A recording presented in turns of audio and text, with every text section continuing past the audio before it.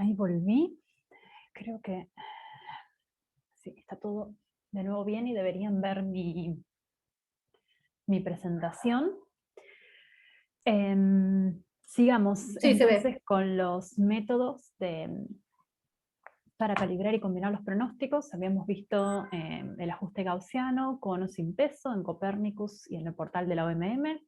También los métodos que usa el CPC de contar los miembros, y en un caso no corrige y en el otro corrige en función de la correlación en el pasado entre el pronóstico probabilístico y las observaciones. Ahora pasemos a uno de los pronósticos más consultados, que es el del IRI, que hace unos años cambió su método de corrección y está utilizando la regresión logística para hacerla. Entonces, creo que está adelantado, acá está. Esta era la primera, porque ya estoy una diapositiva adelante. Entonces, la idea es, espera, creo que hay una más, antes no, está bien. ¿Cuándo se usa la regresión logística? Es muy útil cuando quiero pronosticar una probabilidad, ¿sí? Yo estoy partiendo de observaciones de la variable, pero quiero probabilidades. Entonces, tomo un evento B, por ejemplo, lluvia trimestral, y quiero saber si está por encima o por debajo de un umbral, que va a ser un cuantil Q, que puede ser el primer tercil, el último tercil, el tercil normal, etc. Entonces se usa esta expresión, ¿no? Que esa probabilidad es igual a la exponencial de una función sobre 1 más una exponencial, y se habla de regresión logística porque esa función es lineal cuando aplico el logaritmo. Esa función es lineal, ¿no? Tiene un coeficiente B0 y tantos coeficientes como yo quiera definir, aunque en general, esto en corto, nos quedamos con una función que va a ser B0 más un B1 por X1. Y esa X1 va a ser la media del ensamble. Sí, entonces es una función básicamente que va a estimar la probabilidad de un evento a partir de una función lineal que depende de la media del ensamble. A veces se usa también la dispersión del ensamble como una variable x2. En el caso del IRI, hasta donde yo sé, no la usan. Y entonces esa P es la probabilidad de un evento B, por ejemplo, menor al cuantil que quiera. ¿Cuál es el problema? Esa F que tengo que obtener va a depender de cada cuantil. O sea, si yo quiero el cuantil 33, va a ser una función. Si quiero el cuantil 66, va a ser otra función. ¿Qué puede pasar? Que cuando yo desarrolle esas funciones, como eso es matemática y son independientes, a veces me puede quedar que la probabilidad para el tercil, que la lluvia sea menor al tercil inferior, sea mayor a que la lluvia sea menor al cuantil de la mediana. Eso no tendría sentido.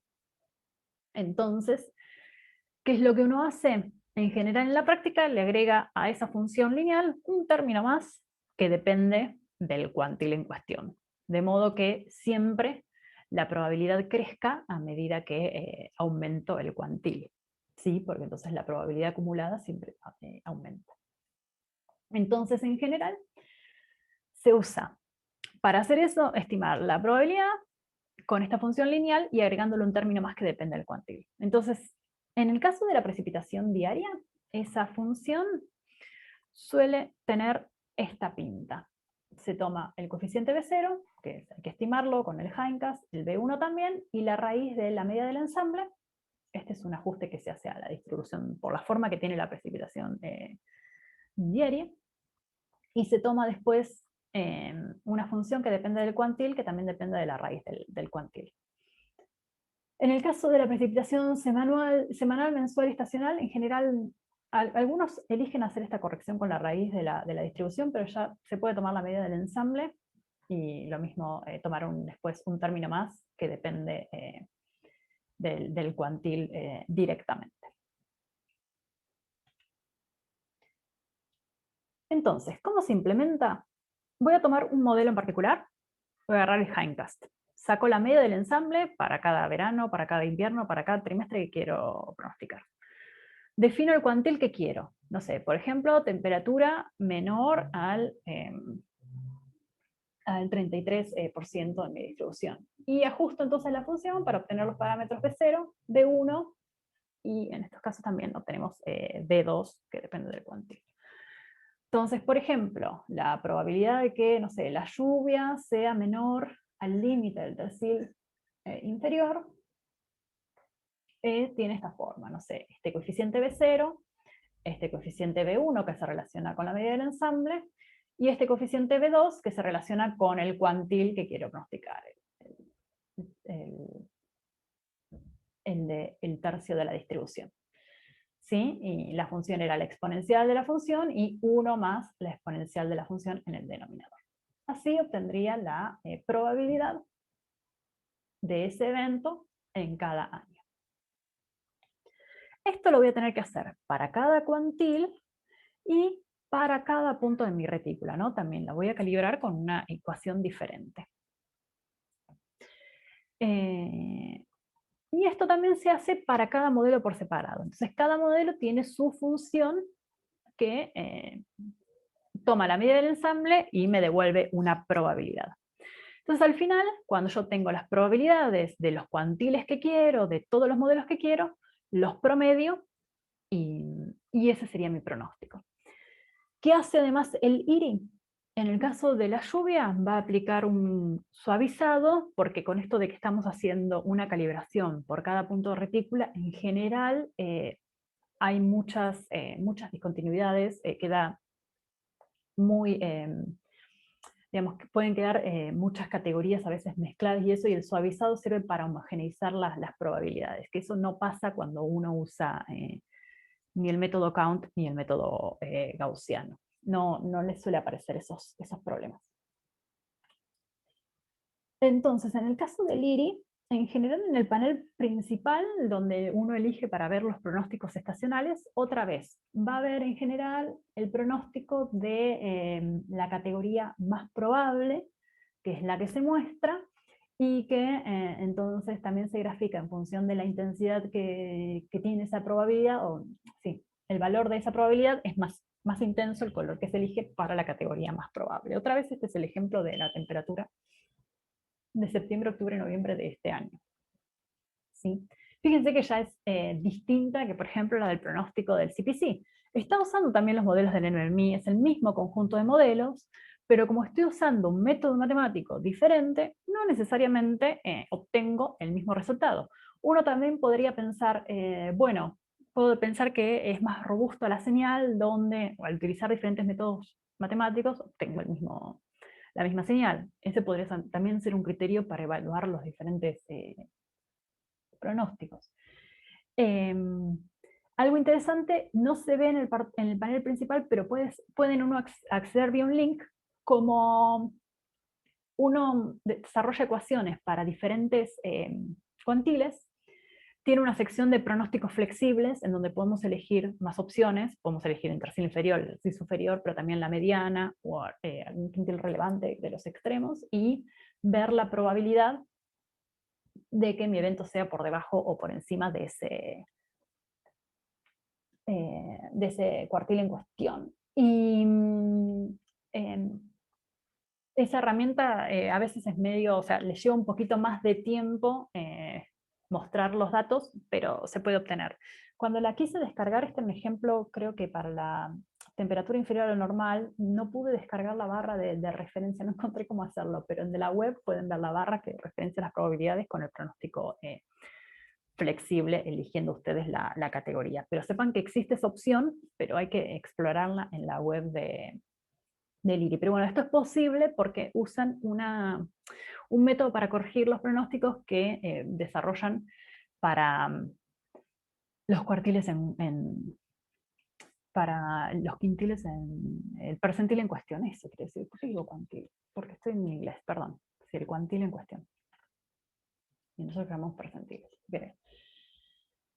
Después, otro de los métodos, de los modelos de los sistemas de pronósticos de consulta es el del Eurobrisa. Me da un poco de vergüenza hablar de Eurobrisa estando el desarrollador de pronóstico acá entre nosotros, así que Cayo, por favor, cualquier cosa que yo diga mal,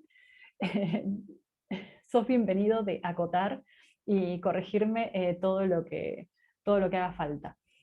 Pero es muy interesante el método, porque se llama asimilación de pronósticos. Y de alguna manera es una analogía al problema de la asimilación de datos, pero de alguna manera como a la inversa. Si el problema de asimilación de datos es, yo tengo observaciones y quiero llevar esas observaciones al espacio de los pronósticos para poder inicializar un pronóstico y obtener un mejor pronóstico, una vez que obtengo el pronóstico, necesitaría volver al espacio de las observaciones, porque a mí lo que me interesa es saber qué chances de ocurrencia tiene un evento de temperatura X. Y hay que hacer ese pasaje a partir de ese pronóstico, ¿cómo obtengo esa probabilidad? Entonces, esa idea de que, bueno, existen métodos que pasan las observaciones al espacio del modelo, ¿por qué no adaptarlos para pasar del espacio del modelo a las observaciones? Y esa es un poco la idea atrás de la asimilación de los pronósticos. Entonces, ¿qué es lo que busco? El modelo me da un pronóstico X final. Necesito, no yo, cuál es la probabilidad de una variable en el futuro Y final. Y como en el problema de la asimilación de datos, lo que usan es el teorema de Bayes. Que entonces, ¿qué dice? Que la probabilidad de esa Y final que quiero, dada esta X final del modelo, ¿a qué va a ser igual? Va a ser igual a la probabilidad de X final, dado Y final, por la probabilidad del Y final dividido la probabilidad del X final. Este es el teorema de Bayes de probabilidad.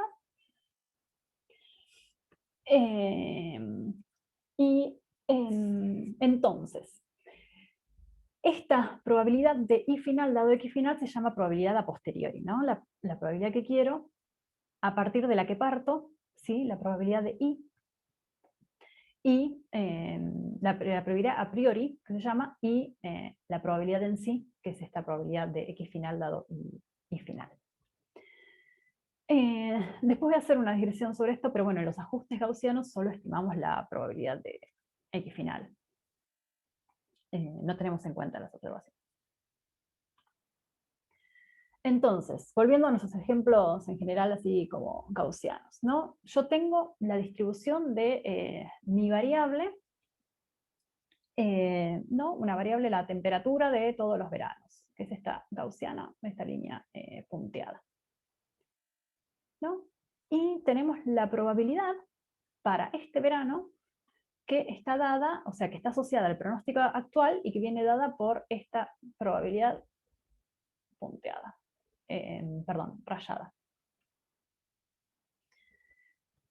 Entonces la probabilidad final que va a surgir es la de la línea llena, que no era ni la probabilidad a priori, la climatológica, sino que es la climatológica de alguna manera pesada, ponderada por la probabilidad que se asocia al pronóstico actual. Entonces, ¿qué es lo importante acá? ¿Cómo obtener esta probabilidad de este X final dado un Y final? ¿Por qué? Porque la probabilidad de Y final la vamos a obtener con el periodo histórico y esta probabilidad de X final va a depender solo del modelo y es un número que va a ser como una constante que solo hace ajustar el valor final. Entonces, como les decía, esa probabilidad en el denominador no depende de Y, entonces en general no va a ser un problema. En el caso de las observaciones, en general vamos a asumir que tiene una distribución gaussiana, ¿sí? Con una media que en general se obtiene por la climatología y un desvío también dado por la muestra que tengo de mis eventos en el pasado. ¿Y cómo estimo esa probabilidad que va a pesar con la probabilidad de I de t?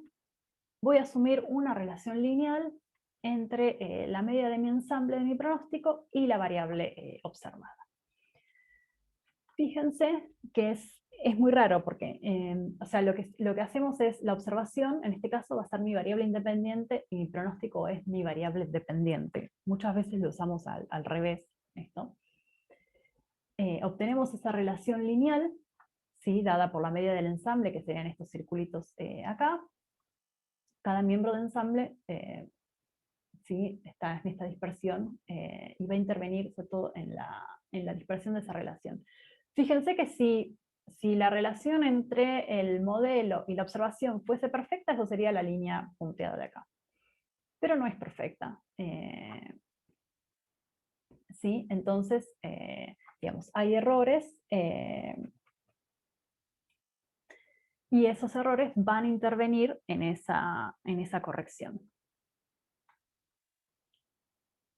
Entonces, como estamos asumiendo que todo es gaussiano, esto en la tesis de Caio está muy bien demostrado con un cambio de variables, entonces la probabilidad final que quiero, la del pronóstico, la que voy a utilizar, ¿sí? Después que voy a graficar y la que consultamos en la web de Eurobrisa, va a tener también una distribución normal, ¿sí? Con una media y un desvío. ¿Que cómo va a ser? Bueno, va a estar asociado a la varianza de la muestra, la varianza de nuestra variable observada, y otro parámetro que depende de esa relación estadística que hay entre la observación y el pronóstico, y el error en esa relación lineal que asumí. Y después, la media de esa distribución está relacionada también con la media de la observación, pesada por su varianza, y después va a estar relacionada con la corrección que le haga al modelo a partir de la relación lineal que tiene y que obtuve con los hindcast, pesado por esta cantidad que se conoce como precisión, que está relacionada con la estimación que hacíamos de la relación lineal entre estas variables y el error en esa estimación. Entonces eso me va a dar una nueva PDF para I de t a partir de la media del ensamble. Y esta PDF, fíjense que como la media depende de x de t, es diferente según ese valor de media del ensamble. Entonces, este ejemplo que está acá, que es el que se muestra en la tesis de Caio, que es interesante, estaba hecho en el caso de que estamos estimando el índice del niño, ¿sí? Que es un valor. Entonces relaciono un valor en el pronóstico con un valor de la observación. ¿Qué pasa? En general, nosotros estamos mirando toda una región que son muchos puntos, ¿sí? Entonces, con una regresión lineal entre una variable del modelo y una observación, nada, tengo que estimar un parámetro, no hay problema. ¿Cómo hacemos para generalizar para muchas variables? Bueno, ahí no podríamos, digamos, sería un problema querer relacionar todos los puntos con todos los puntos, habría un problema de dimensionalidad, entonces en general vamos a reducir la cantidad de variables que tenemos usando o las componentes principales de las observaciones y el pronóstico, o usando correlación canónica para relacionar de manera combinada los patrones observados con todos los patrones pronosticados.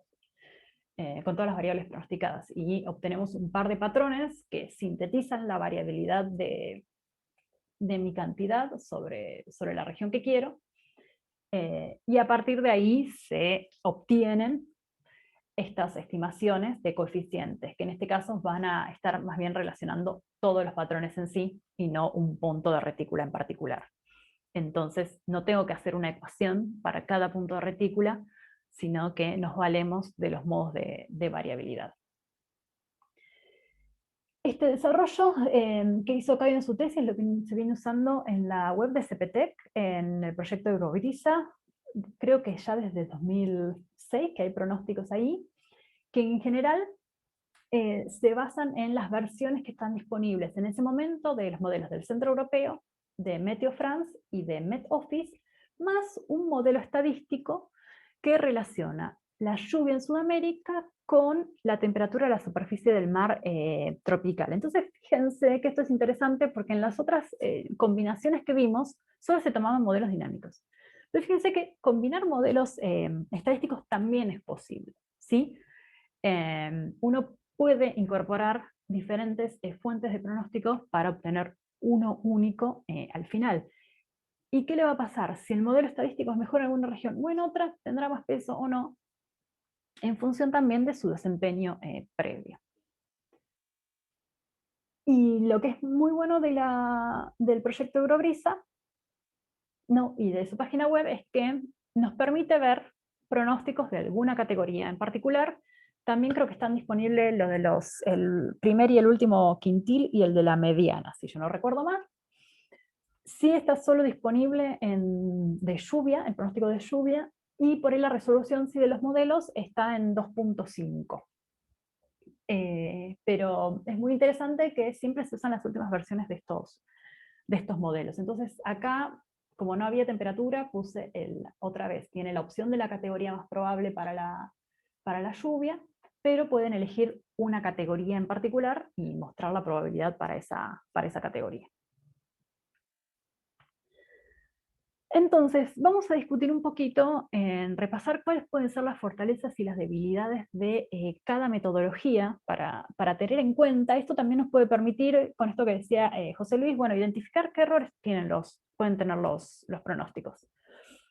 ¿Qué pasa con los ajustes gaussianos? Son muy fáciles, ¿no?, de implementar, porque uno agarra su registro, calcula una PDF basada en distribución normal, que es una distribución que uno suele aprender en los cursos de estadística.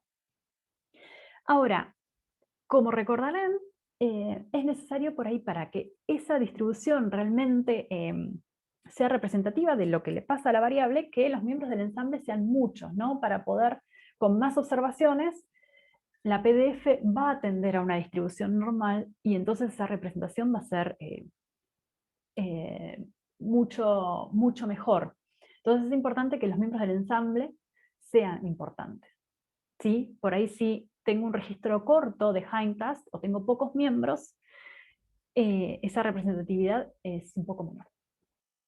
Otra cosa importante es que en ningún momento, para generar este pronóstico, usé información observada. Yo agarré los hindcast y generé la función de densidad de probabilidad del modelo. Tomé un pronóstico nuevo y a partir de eso hice una correspondencia. ¿En qué momento entró la observación? En ningún lado. En general siempre estuve, o sea, usando los conceptos de Cayo en el espacio de los modelos. Por supuesto que uno después, cuando dice probabilidad de tercial inferior o superior, cuando quiere saber el tercial superior o inferior, ahí es donde en general mira sus observaciones y busca los terciles. Pero en ningún momento los usé. Tampoco los usé a la hora de pesar, por ejemplo, con los modelos según el método en la OMM. ¿Sí? Porque ese peso depende solo del tamaño del ensamble. Entonces la observación no intervino en esa combinación. ¿Cuál es la ventaja que tiene la regresión logística? Es que uno desarrolla ecuaciones para cada quintil. Al mismo tiempo, no es quintil, porque quintil es solo 20, no me sale, es cuantil, esa es la expresión que quiero usar, cuantil o percentil. Pero al mismo tiempo eso la vuelve costosa computacionalmente, ¿sí? Tiene que desarrollar una parte, piensen que es para cada punto de la retícula que estoy interviniendo, estoy desarrollando una ecuación. Una desventaja también es que solo usé la información de la media del ensamble, ¿sí? En esa ecuación no interviene el número de miembros. Entonces, de alguna manera, toda esa información de la incertidumbre, en principio, en el desarrollo de las ecuaciones actuales, no está interviniendo. Podría intervenir, uno podría incorporar un término más para la incertidumbre, pero en principio no está. Respecto al método Count, también es el más sencillo de todo. Uno puede no asumir ninguna distribución, como en el caso de la precipitación. Entonces, no necesita por ahí sería bueno tener un número importante de miembros de ensamble para que esa proporción de miembros que caen en una categoría tenga sentido. Pero en principio, si no incorporo la corrección del Climate Prediction Center, tampoco usé la información observada, ¿no? Porque los límites de la distribución son basados en los propios límites de la propia información del modelo. Otra vez, en general, uno después mira cuáles son los terciles observados, pero no intervienen en esa generación del modelo. Sí, en cambio, cuando uno pesa, en el caso de, y corrige los modelos, en el caso de, con el método de utilizar el peso en función de esta correlación entre las probabilidades y las observaciones, ahí le agrego a estas probabilidades obtenidas de contar la correspondencia que existe entre esa probabilidad de contar y la observación. Entonces ahí le estoy agregando ese valor. Y es bueno porque como estoy usando los miembros de ensambles para estimar cada categoría, ahí también estoy usando una medida de la incertidumbre que intento cuantificar usando muchos modelos y muchos miembros. ¿Cómo venimos hasta acá? Estamos para el último raíz, así si sigo, porque el otro bloque va a ser más largo y me detengo, hablo y tardo mucho. Ahora voy a discutir, creo que puedo ir un poco más rápido porque hablamos de el método que usamos en Clímax, en la capacitación que hicimos el año pasado en octubre. Ahí yo creo que conté algunos resultados. Voy a volver un poco comparándolo en perspectiva con otros métodos, para contextualizar también esta calibración en vista a los anteriores. No sé si lo dije, pero el método lo que tiene muy bueno el método de asimilación de pronósticos es que justamente sí usa las observaciones para corregir. O sea, de hecho ya está en realidad pensado el producto final en función de las observaciones. También es cierto que a la hora de hacer la estimación estamos usando la media del ensamble, no tanto la información del spread. ¿Qué sucede con el método de Clímax que se basa en este método que se llama Ensemble Regression? Acá lo que vamos a hacer es, otra vez, hacer una regresión lineal entre el ensamble de un modelo y las observaciones. Entonces voy a hacer una ecuación, ¿no? La observación estimada es igual a un coeficiente más otro por la media del ensamble más cierto error, que siempre tienen las regresiones, ¿no? Ahora, una vez que desarrollé y que estimé estos parámetros, ¿qué voy a hacer? No voy a usar la media del ensamble acá, sino que voy a meter cada miembro del ensamble en esta ecuación. Y voy a obtener un valor diferente de i. Entonces, ¿qué va a hacer? Ese valor de i nuevo que obtuve con cada ensamble se va a combinar con este parámetro de acá, S sub e, para tener un montón de distribuciones gaussianas que están centradas en el nuevo valor que obtuve con cada ensamble y que tienen como desvío este S sub e, que ahora explico de qué depende. Y entonces la distribución final pronosticada en realidad va a ser igual a sumar la contribución de cada una de estas PDF, ¿sí? Que obtuve con cada miembro del ensamble a partir de esta relación que desarrollé con la media. Este parámetro de la distribución gaussiana, S sub e, este desvío, ¿de qué depende? Del desvío estándar de mi variable observada, depende de la cantidad de miembros del ensamble de mi modelo y depende de la media del ensamble de mi modelo. Hay un requisito muy importante para poder aplicar este método, y es que, como yo desarrollé la media del ensamble, desarrollé la ecuación usando la media del ensamble, cada miembro del ensamble no debería ser muy distinto a la media, porque si no, esa relación lineal no se mantiene, ¿sí? Entonces, hay una manera matemática de decir cuándo puedo aplicar Ensemble Regression. Si en un momento esa relación se viola, entonces en ese punto en particular no puedo aplicarlo y solo me quedo con la información que me da la media del ensamble, ¿sí? Pero en la medida en que los miembros no sean muy distintos a la media del ensamble, puedo aplicar la ecuación y aplico todo el método en sí. Entonces, esto fue desarrollado en el Climate Prediction Center, lo usan para sus pronósticos del niño, para corregirlos.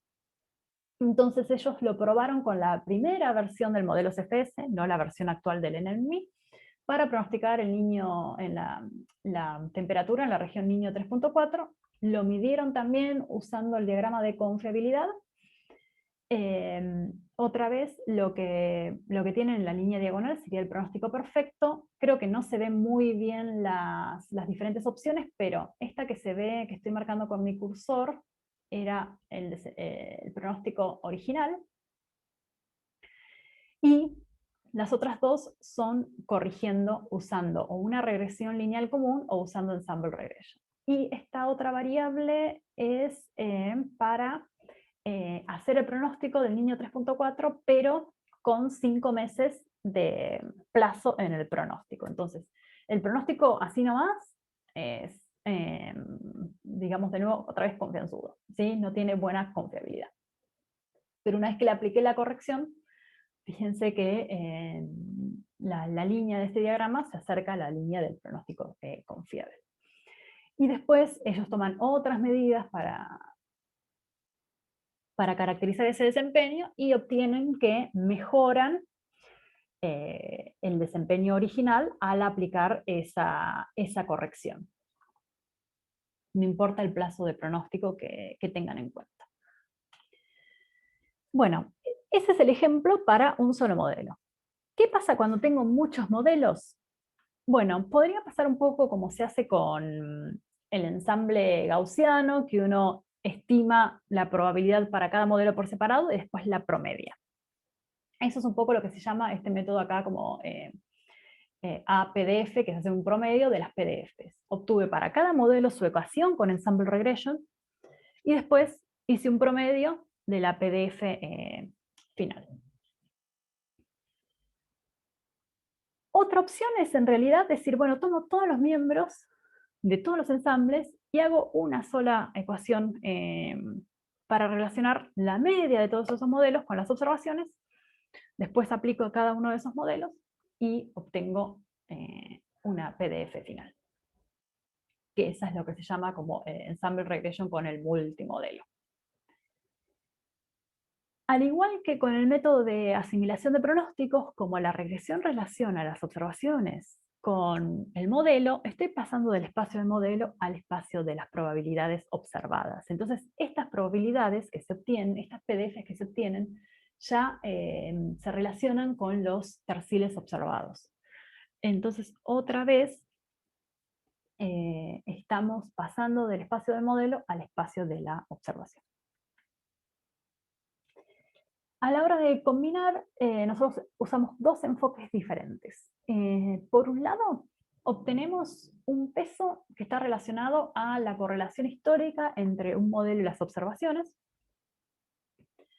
Otra manera de pesarlo tiene que ver cómo históricamente se desempeña ensemble regression con cada modelo individual.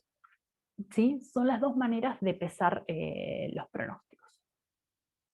Entonces voy a mostrar algunos resultados para Sudamérica, pero primero quería mostrar, antes de pasar a los resultados probabilísticos con Clímax en Sudamérica, mostrarles algunas cosas sobre predictibilidad de este conjunto de modelos que usamos en Clímax, que son los del NNME, sobre Sudamérica. Entonces, esto es parte de la tesis de un estudiante de nuestro grupo, se llama Luciano, que creo que está acá, así que seguro también es otro caso en donde alguien podría interrumpirme y contar los resultados que voy a mostrar mejor de lo que lo voy a hacer yo. Porque tenemos pronósticos tomamos 4 estaciones del año, otoño, invierno, la primavera y el verano, tomando las inicializaciones de febrero, mayo, agosto y noviembre, o sea, un pronóstico con un plazo de un mes. Usamos los hindcast para ver qué pasaba, la temperatura y la lluvia. ¿Sí? Tomamos una versión que no es la que está en este momento toda operativa, hubo un cambio ahora en enero con los modelos de GFDL, pero es justo la versión previa. El resto de los modelos sí siguen operativos. ¿Y cómo estudiamos entonces la predictibilidad, la capacidad de pronosticar de este conjunto de pronósticos? Hay que recordar que esto va a ser como una especie de cota inferior de la predictibilidad, ¿sí? Porque los modelos tienen deficiencias. Entonces descomponemos la varianza que tienen estos modelos en 4 contribuciones. Una que es la señal que es la que se asocia al estado de los océanos, el suelo, el hielo, el ruido, que se asocia a la propia variabilidad interna de la atmósfera o del sistema climático en sí. Y utilizamos una metodología que permite también descomponer la varianza asociada a ver cuál es la diferencia que tienen los modelos justamente en representar el clima promedio, para entender qué tan distintos lo hacen. Y otro término más que tiene que ver con que cada modelo utiliza un sistema de observaciones y asimilación de datos para iniciar. Entonces, puede haber diferencias en esos sistemas y la respuesta que tenga cada modelo va a ser distinta. Entonces, también tratamos de cuantificar esas diferencias, a ver, para entender mejor la naturaleza de estos modelos. Entonces, si uno sumara todas estas 4 contribuciones, tiene la varianza total del conjunto de los modelos. Entonces, hasta acá yo no mencioné las observaciones. Entonces, de alguna manera es como una especie de estudio teórico de predictibilidad usando estos modelos, ¿no? Que nos permite entender cuáles son las deficiencias y cuál es un límite inferior de la predictibilidad que podríamos tener. Entonces, les muestro acá la señal y la componente de la varianza asociada a la señal, a lo que me provee de información los océanos, el suelo, el hielo, y el ruido, ¿sí? Para la temperatura, las 4 estaciones del año.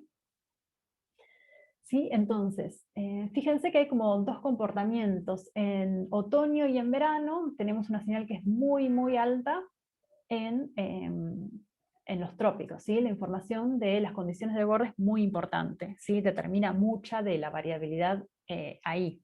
Mientras que en invierno y en primavera no es tan así. Pero fíjense que el ruido es bastante parejo, quizás un poco más alto en otoño, ¿sí? Sobre todo en regiones extratropicales. Entonces, ¿qué pasa con las regiones tropicales en junio, julio, agosto y en septiembre, octubre y noviembre?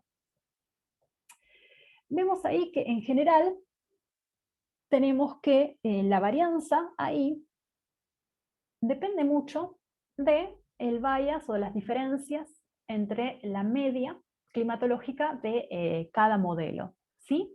Entonces en esa región las medias de los modelos difieren mucho, ¿sí? Entonces contribuyen con mucha de la varianza que hay ahí. Otra región, que era un poco el comentario que me hicieron antes, que tienen mucha varianza asociada al bias o a los errores sistemáticos, son las regiones con topografía, ¿sí? Y eso se ve en todas las estaciones del año. Después, este término que estaba asociado a la respuesta, porque mis observaciones y mi asimilación de datos y los modelos en sí eran diferentes, contribuye menos que el bias o la señal del ruido. La escala que se usa es mucho más chica. Entonces, sí, no es tan preponderante como los otros términos.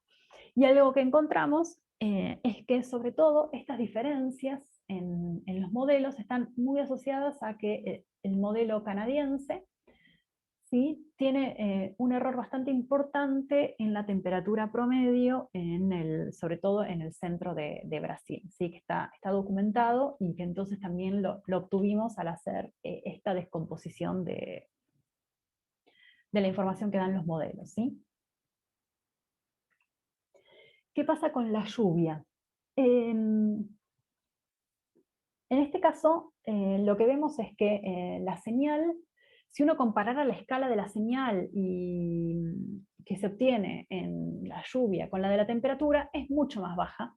¿Sí? Entonces, la información que podemos obtener a partir de la variabilidad explicada por las condiciones de los océanos, el hielo, el suelo, es mucho menor que en el caso de la temperatura. Y en cambio, la propia variabilidad interna de la atmósfera es muy importante, sobre todo en regiones extratropicales. Hay algunas regiones en Sudamérica que este trabajo y otros lo han identificado, que pueden tener algunos valores de señal que son importantes y que en general se van a asociar con la variabilidad en respuesta a El Niño o al estado de los océanos en el Pacífico tropical, como puede ser en CESA o en el este de Argentina en verano. Pero si no, en general, es en los trópicos donde voy a tener más información o la mayor parte de la variabilidad en realidad va a estar explicada por el estado de los océanos y de las regiones del suelo y el hielo. ¿Qué pasa con el bias? Así como ocurría con la temperatura, tenemos vallas muy importantes en la región amazónica, que en realidad, si yo mal no recuerdo, fue difícil que se lo pudiéramos adjudicar a algún modelo en particular. ¿Sí? En general, es bastante común que todos los modelos tengan deficiencias para representar el bias ahí. Creo que alguno de los de GSDL podría ser un poco más preponderante, pero esa es una deficiencia que mantienen todos los modelos y que entonces parte de la variabilidad que presentan tiene que ver con estas diferencias en la representación. Otra vez, las regiones montañosas siempre son un desafío, ¿sí? Y tendería a recurrir a otros métodos para tratar de hacer pronósticos en esas regiones. Y algo sí interesante es que mirando las diferencias en las respuestas de los modelos asociadas a las observaciones que usan, la asimilación y cómo responde cada modelo a esas observaciones, notamos un aporte importante en la región central de Brasil que podíamos relacionar a mucha diferencia en cómo los modelos simulan la respuesta de la lluvia a la variabilidad en el Atlántico. Sí, que en esa región, en esa época del año, es verdad que estamos más cerca de la estación seca, pero aún así la poca variabilidad que puede haber, la poca lluvia que está ahí, no está bien, o sea, hay mucha diferencia en cómo los modelos representan la influencia que tiene el Atlántico en la lluvia en esa región. Entonces, a partir de descomponer eso, ¿qué dijimos? Bueno, vamos a olvidarnos del aporte que hacen los errores de los modelos. Vamos a dejarlos afuera. No decimos bien, los descartamos, ¿sí? Hacemos que ya está, que no los tienen, ¿sí? Que entonces no forman parte de la varianza. Entonces, ¿qué parte de la varianza que nos queda la podemos explicar por la contribución de las condiciones de borde, como el océano, el suelo y el hielo? Entonces, se suele calcular la predictibilidad como dividir esa señal, esa contribución de las condiciones de borde, por la variabilidad total, sacando los errores. Entonces, ¿qué vemos? Que en general, en las regiones tropicales, la temperatura, sí, se puede explicar buena parte de su variabilidad, o la que representan los modelos, por la contribución de las condiciones de borde. Mientras que en la lluvia eso es mucho menor. También hay una diferencia cuando me muevo de las regiones tropicales a las regiones extratropicales. Existen algunas regiones que pueden tener una contribución mayor de la señal, por ejemplo, una parte del este de Argentina, ¿sí?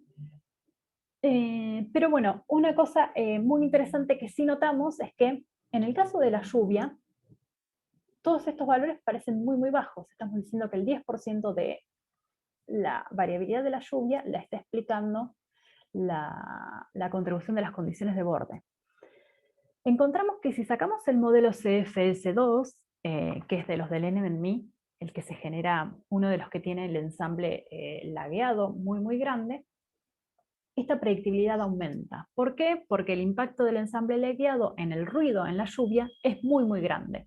Entonces el denominador de este cociente aumenta muchísimo. ¿Sí? Entonces eso es un dato importante si quiero generar un ensamble lagueado. En el caso del DSFS hay que entender que la dispersión que tengo entre todos los miembros del ensamble se vuelve muy, muy grande. Y por ejemplo, para aplicar ensemble regression, eso podría traer algunas limitaciones. Ahora, en todo lo que les conté antes, no hablé de las observaciones. ¿Qué pasa con esos modelos cuando los enfrentamos a las observaciones? Entonces hicimos una cuenta ahí que era correlacionar los modelos y las observaciones, a ver cómo era ese desempeño. Entonces, en la izquierda está ese desempeño para cada estación, con la temperatura, tomando esos modelos, y en el otro caso la precipitación. Entonces, van a ver que, si bien teóricamente no hay buena parte de la variabilidad de la temperatura que se podría asociar a las condiciones de borde, a la hora de efectivamente pronosticarla, todavía hay ciertas falencias y la correlación es significativa, ¿sí? Las regiones que no tienen esta sombrita, sobre todo más cerca de la costa y bien en las zonas tropicales. Mientras que en las zonas extratropicales, depende de la estación del año, sí hay más diferencias. En el caso de la lluvia, esto incluso se limita un poco más. Pero bueno, si lo comparamos con los valores de predictibilidad que había, fíjense que la predictibilidad actual es efectivamente más grande que esa predictibilidad teórica. Esto confirma que la predictibilidad teórica en realidad es como un límite inferior, que a veces efectivamente el desempeño puede ser mejor. Otra manera de pensar cuál podría ser la predictibilidad que alcancen estos modelos es calcular una correlación, pero que llamamos teórica. Y es, en vez de calcular la correlación comparando modelos y observaciones, tomamos los diferentes modelos y los vamos correlacionando. Entonces, en vez de usar la observación, vamos reemplazando con un modelo distinto y vamos calculando correlaciones y después promediamos. Entonces, eso nos muestra de alguna manera ese grado que existe por ahora de acuerdo entre modelos que todavía no se traduce en acuerdos con observaciones. Que en el caso de la temperatura es muy alto, entonces confirma con otra métrica la predictibilidad teórica que había mostrado en la diapositiva anterior. En el caso de la temperatura, aumenta la predictibilidad, esa cota inferior con esta métrica respecto de lo que sucedía antes, aunque todavía hay regiones en donde el acuerdo entre los modelos también es muy bajo, ¿sí? No hay acuerdo con las observaciones y tampoco hay acuerdo siquiera entre los modelos. Bien, y estos eran de alguna manera un estudio determinístico de esos modelos que vamos a complementar con el análisis probabilístico de los pronósticos de clímax, y con esto cerramos la presentación. Entonces, tomando esos modelos, tomamos también los hindcast y les voy a mostrar resultados queriendo pronosticar la probabilidad de la lluvia. Recuerden que en Clímax usamos Ensemble Regression, hacemos esta relación entre la media del ensamble y las observaciones, se la aplicamos a cada miembro del ensamble y obtenemos una PDF de cada modelo, y después hay dos maneras de combinarlos. Por un lado, tomar la PDF de cada modelo y promediarlas, o si no, en realidad de entrada, tomar todos los miembros de ensambles todos juntos y calcular esta PDF final. Y también tomamos dos maneras de pesar diferentes, según la correlación o según el desempeño de cada modelo individualmente al usar Ensemble Regression. Por lo tanto, analizamos 7 casos diferentes. Tomando las PDFs individuales y aplicando un peso, o sin aplicar un peso, haciendo un Ensemble Regression con todos los modelos y todos los miembros juntos, aplicando los 2 pesos que mostramos, versus no pesarlos, y lo comparamos con ese método count, de decir, bueno, vamos a tomar los miembros y vamos a contar en cada categoría qué pasa. Entonces, primero les muestro qué pasa si solo tomáramos los miembros de cada modelo y contáramos en qué categoría queda. Entonces, tomamos diferentes métricas para evaluar el desempeño. Hablamos mucho de la confiabilidad y que quedaran las líneas en la diagonal. Pero bueno, una que es bastante sencilla es tomar la tasa de acierto, que de alguna manera se define con este índice. Mirar qué porcentaje de los pronósticos se acertó y compararlos con, de alguna manera, tomar siempre que todas las categorías son igual de probables. Entonces, más alto es esta tasa, mejor son los pronósticos respecto de tomar siempre la misma probabilidad. Entonces, fíjense que hay regiones en donde naturalmente el sistema de pronóstico tiene un buen desempeño, ¿sí? Y en general hay regiones como, esto es en la lluvia de verano, ¿no? La región de esta donde se desarrolla la Sax y una parte de Amazonia, donde eso no sucede. Sí, en la región tropical y una parte del sudeste de Sudamérica. Si uno mirara el diagrama de confiabilidad, se ve que tiene algunas dificultades, ¿sí? Con las probabilidades, probabilidades altas y las frecuencias de ocurrencia altas. Ahora, ¿qué pasa cuando tenemos todas las metodologías? Y estoy yendo más rápido, estoy solo discutiendo una métrica, pero les puedo facilitar el trabajo y no tengo problema en que me escriban para discutir los otros resultados. Pero si uno comparara este caso, donde había muchos naranjas claritos, ¿sí? En casi todo el continente, vemos que a la hora de corregir, cambia, esos naranjas claritos ocupan una menores puntos, menor cantidad de puntos en el dominio, ¿sí? Entonces vemos una mejora en la tasa de acierto, ¿sí? De esos pronósticos.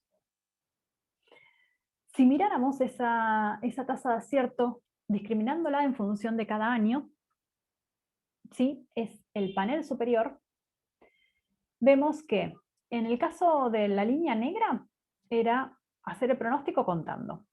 Y en cambio los otros casos son tomar las diferentes combinaciones que consideramos en Climax. Entonces, en general, son pocos los años en donde la línea negra queda más arriba. Sí, este es un caso que es interesante, después se los voy a mostrar, porque esta línea roja punteada muestra el índice de la región niño 3.4, porque suele ser un fenómeno que influye mucho y genera predictibilidad en la lluvia en Sudamérica, en esta estación. Entonces, es un caso interesante este de acá porque fue un año niño en donde el pronóstico contando fue mucho mejor que cualquiera de las metodologías. Pero si no, en general vemos que la tasa de éxito es mejor cuando tengo un año niño, pero que aparte en general corregir los modelos con este método mejora simplemente contar cuántos miembros caen en cada categoría. Respecto de la confiabilidad, acá hay sí varias diferencias según qué metodología esté usando para generar el pronóstico. Entonces, en general, el mejor desempeño se obtiene cuando cuando uso todos los miembros del ensamble, todos juntos para construir la regresión, y peso los modelos en función de la correlación que tenían con las observaciones. Ese es el que genera un mejor desempeño en términos de la confiabilidad. No voy a discutir el ROC porque me lleva un poco de tiempo explicarlo, pero quería mostrarles ejemplos. Este era un caso del niño 82-83, donde en general todos los modelos, los diferentes modelos o pronósticos desarrollados en Climax mejoraban la técnica de contar, que es el que está acá arriba. ¿Por qué? Porque en general lo que les sucede a estos modelos es que pronostican siempre chances muy, muy altas para las categorías que están asociadas con las anomalías de Lenzo en esas regiones en años niños. Entonces sabemos que en un año niño suele haber más lluvia en el este de Sudamérica, sudeste de Sudamérica, menos en el nordeste o en el norte de Sudamérica. Entonces, si uno contara cuántos pronósticos caen en cada categoría, esas categorías tienen mucha probabilidad. Que cuando vamos a las observaciones, efectivamente ocupan un área un poquito más restringida que toda la que se obtiene de contar simplemente los miembros. Entonces, corregir los pronósticos limita esas regiones con señal del niño, que entonces presenta mejor correspondencia con las observaciones. Y este era el caso de ese pronóstico donde había una niña y donde contar funcionó mejor. Bueno, fue una niña que tuvo, digamos, que tuvo una gran área de incidencia en casi todo Sudamérica, los impactos se extendieron, entonces efectivamente ese pronóstico contando, que tenía más probabilidades y encima ocupaban un área más grande, fue mejor que la corrección que solo restringía a zonas puntuales de la señal. Entonces, a veces está bueno tratar de identificar años donde fallaron, no fallaron, tratar de entender por qué. Entonces, en el trabajo tratábamos de identificar qué puede pasar con estos casos. Entonces, ¿hay preguntas sobre esto? Si no, después paso a las conclusiones y hacemos preguntas al final, como quieran. En el chat por ahora no hay preguntas. Bien. Entonces, para cerrar un poco con la capacitación, la idea es, al comienzo se empezó entendiendo que la variabilidad de gran escala, en particular en las regiones tropicales, cuando se empezó a investigar el Niño, se descubrió que podían tener un impacto en las anomalías promedio del clima en otras regiones. Y ese fue como el puntapié para el pronóstico climático. Esto se fue apuntalando cuando, con el avance de la tecnología y la mejora en las observaciones, la asimilación de datos y las herramientas de pronóstico, pudimos generar herramientas que avanzaron combinándose para generar un avance en esta disciplina. Algo interesante es que todo ese avance ahora lo que genera es que haya muchísimas herramientas de pronóstico, tanto dinámicas como estadísticas. Ha habido un crecimiento muy grande. Pero bueno, sigue siendo importante tratar de entender cuál es la fortaleza de cada una, lograr combinarlas para obtener un pronóstico confiable y sobre todo estar pendientes de que no responden a todas las necesidades que solemos tener, ¿no? Y entonces es lo que pasa, ¿no? Hay muchos avances, pero con las preguntas que ustedes me hacían, pasa, ¿no? El desafío sigue siendo poder responder a las necesidades de los usuarios. Generar el pronóstico climático, como lo hace cada uno de los centros, es solo un eslabón de todo el problema, ¿no? Y, por ejemplo, en esta capacitación no hablamos sobre, o sea, solo hablamos justamente de la generación, no hablamos de cómo se comunica, cómo generar mejores maneras de visualizarlo, cómo adaptarlo a las necesidades de cada sector. Digamos, son otras piezas que también intervienen en el pronóstico climático que le agregan complejidad al problema.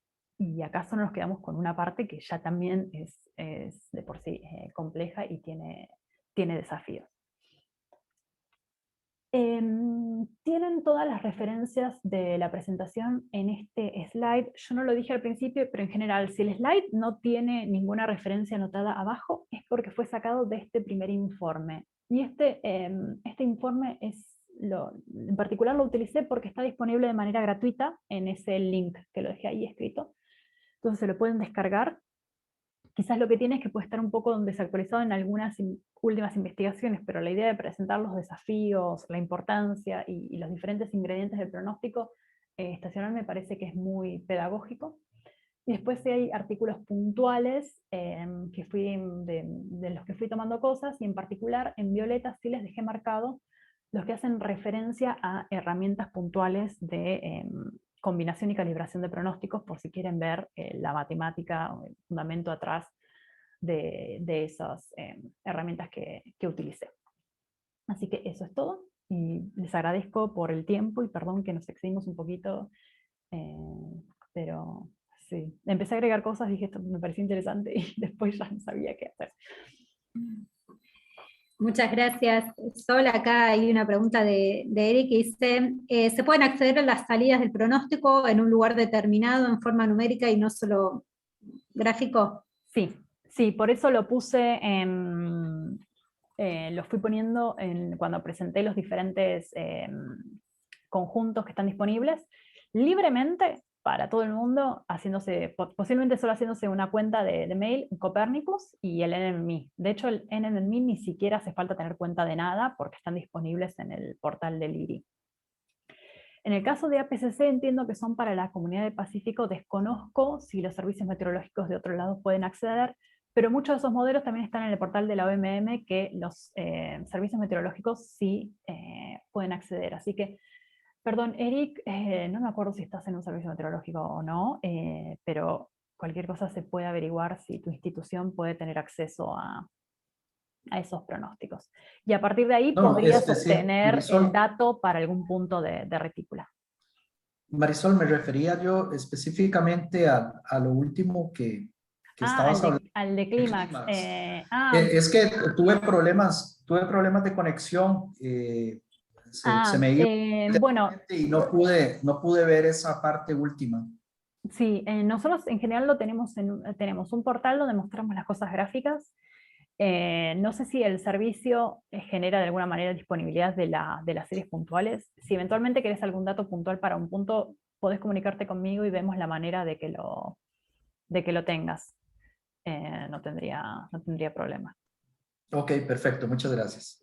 Sí, me olvidé Sí, de ponerles la web del portal, pero bueno, vía el servicio meteorológico también, como hicimos la transferencia, se puede obtener. sí, próximamente en el servicio va a estar disponible gráficamente, por lo menos, en el portal del CRC. Perfecto. Sí, ahí sumando, si se necesitan los datos y vos entiendo que no habría problema. Habría que... No sé si hay más preguntas. Yo tengo dos súper cortas, pero no sé si Sí. hay más. Dos preguntas súper cortas. Una, si el trabajo de Luciano estaba hecho en función del NMB calibrado o sin calibrar. Sí, es sin calibrar y por eso cuando estimamos la predictibilidad uno saca los términos asociados a los errores. Entonces la estimación uno ya asume que sacó los errores y que solo queda las fuentes de variabilidad forzada y del ruido. Sí, en el trabajo de Luciano que está haciendo el paper se ve la diferencia entre dejar o no el modelo CFS cuando hace una estimación de la predictibilidad. Eso es para la parte teórica. Y cuando uno confronta con ACC, lo único que hacemos ahí es, cuando uno hace Anomaly Correlation en general, como ya toma anomalías estandarizadas para hacerla, se dice que por lo menos tiene el bias asociado a la media y el desvío removido. Ese primer error es como que se le va cuando hace el Anomaly Correlation. Pero no estamos usando los pronósticos clímax porque esos, lo que obtenemos son probabilidades directamente y no un valor puntual. En realidad uno podría, no sé, integrar la función de densidad de probabilidad y sacar un valor, si quiere el valor de la media, pero en general se obtienen probabilidades. Pasamos directamente a obtener probabilidades y no un valor puntual, por eso no le sacamos ACC y eso. Y la otra es que ustedes eligieron el MMREG MinCore en función del desempeño de la precipitación, pero si hicieron un trabajo similar con la temperatura y ese No, también lo tengo fue el pendiente, estoy en eso. Mi idea ya incluso para eso es directamente tomar el desempeño, porque ya como hay disponibles pronósticos operativos desde 2011 hasta ahora, ya son casi 10 años. Entonces por ahí tomar toda esa serie ya en tiempo real, bueno, ver efectivamente cuál de las técnicas fue mejor. Estoy trabajando en eso, en estos momentos, para las dos variables, como para tener un desempeño ya con el pronóstico operativo, en vez de seguir usando siempre los hindcast, que nos dan una estimación, pero es mejor ya la de el pronóstico en acción. Buenísimo. No sé si hay otra pregunta, están habilitados a prender el micrófono y hacerla de manera oral. No, creo que no. Sí, no, yo solo un comentario. Bueno, primero, Sol, gracias por esta capacitación, la verdad que fue muy interesante. Un punto, un poco que vos lo dijiste, creo que eran las conclusiones que mencionabas, ¿no? Porque en definitiva vos mostrabas cómo a partir de una misma salida de modelos, cómo estas diferencias en la metodología en que uno calibra, no necesariamente puedes obtener los mismos resultados, ¿no? La misma señal. Y yo creo que esas son las cosas que acá entiendo que la mayor parte estamos trabajando en lo que es la diaria. Exactamente, está muy y bien. bueno, entonces entender y poder interpretar cómo se hacen esos ajustes, cómo mirar dónde poner el peso, ¿no? Que cuando uno ve un modelo la presentación del IRI, ves la de Climat, ves la de la del NMM, siempre confundo, sin calibrar o calibrado, entender qué es lo que uno está mirando, por qué pueden ser las diferencias, donde uno pone el peso. Me parece que eso es lo que Sí, y hay algo que es otro desafío de la escala, que a veces, bueno, un pronosticador meteorológico va ganando ojo día a día, porque cada día tiene un pronóstico nuevo, entonces ya puede mirarle estos errores a los modelos y también, si bien es deseable tener métodos objetivos para combinarlos, que son todos los que vimos acá, también su propia subjetividad a veces puede agregar información. Hay que estar por verse, pero aún así tenés cierto ojo y también podés ir viendo, porque muchas veces el pronóstico diario no necesariamente se corrige todo, pero vas diciendo, bueno, a ver, yo en general este modelo sé que me da más, suele tirarme más calor que el que realmente hace en verano. Entonces, en el caso de todos ustedes que trabajamos en el pronóstico climático, el día a día no existe porque es el del verano al verano. Entonces no tenés 30 años de experiencia, o sea, si tenés 30 años de experiencia, claro, ya pasaste buena parte de tu carrera tratando de adquirir justamente ese ojo. Entonces sí, es todavía sí, peor. Así que cuanto más podamos documentar todo esto, sí, es un aporte que es todavía más valioso, me parece, para estas escalas. Sí, como mencionaba ahí José, de ir viendo, pero claro, es como, no tenés, los veranos ocurren, como decís vos, una vez por año.